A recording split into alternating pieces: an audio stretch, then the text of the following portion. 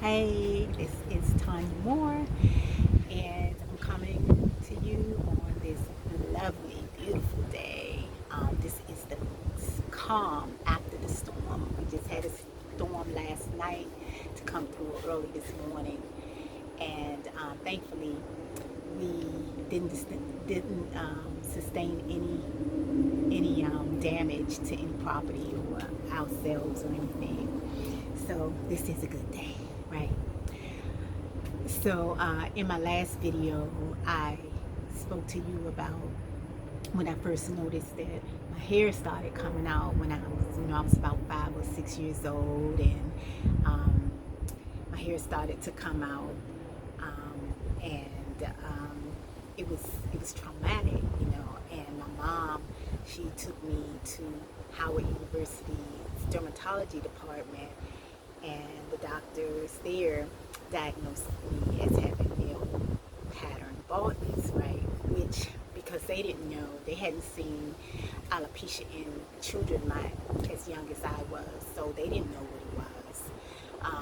Now today we know different, but back then to them it was male pattern baldness, and so at that point they prescribed some ointments and creams and things like that.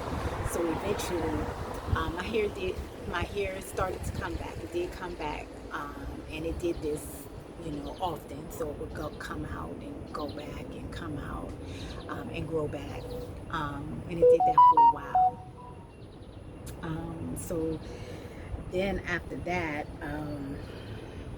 the kids and other adults started to notice that my hair was coming out because I could no longer hide it. I mean, I had long enough hair that I could hide some spots, but then the spots had gotten so large that, that I couldn't hide them anymore.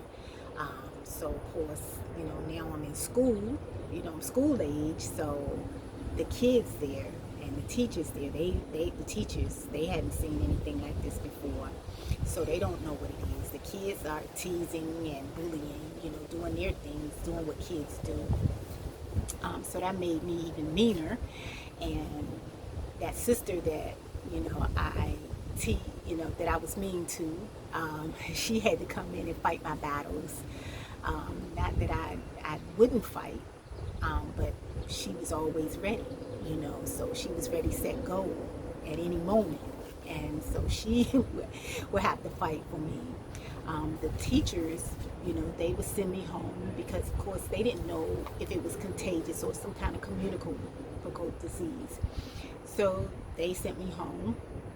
I guess my mom got tired of them sending me home, so she finally sends a doctor's excuse or a doctor's note, so that I could just get an education, so that I could just be normal, just so that I could feel normal, So all I wanted to do was be normal. All I wanted to do was be accepted, be, with my friends, wear my hair like my friends wore their hair. I just wanted to be normal. I just wanted to be a normal kid, right? So, I did that for a while. It grew back, came back. I used to wear different styles. By then, my aunt, she had moved back to North Carolina, so she wasn't doing my hair anymore. So, I'm getting older now, and I'm having to do this for myself. So, anyway, again, I just wanted to be a normal person. I just wanted to do what my friends were doing. I wanted to look in the mirror and see stuff that I liked about myself. And having alopecia back then, it was hard. I couldn't see, all the good stuff about me. I only saw that I had alopecia. As a kid, that's sad, right? So, how many of you have ever felt that way, have ever looked at your body, had ever looked at something about you and said, something I just don't like? You had these insecurities that you wish that, you could overcome, that you didn't have. Well, I'm pretty sure most of us have, even if it's not alopecia, it's something. But if you or someone you know struggles with alopecia, invite them to my Facebook group, Thriving with Alopecia. There's a there in that group. There's a judgment-free zone. You can share your experiences, you know, judgment-free, of course. You know, you can share tips on how you get through times like this in your life. Just be a part of an amazing thing. So there's somebody wants to race down the street. But anyway, again, just invite, you know, whoever you may know to my Facebook group, Thriving with Alopecia.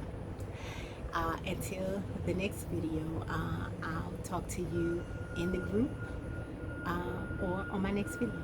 All right, you guys have an amazing day today. Goodbye.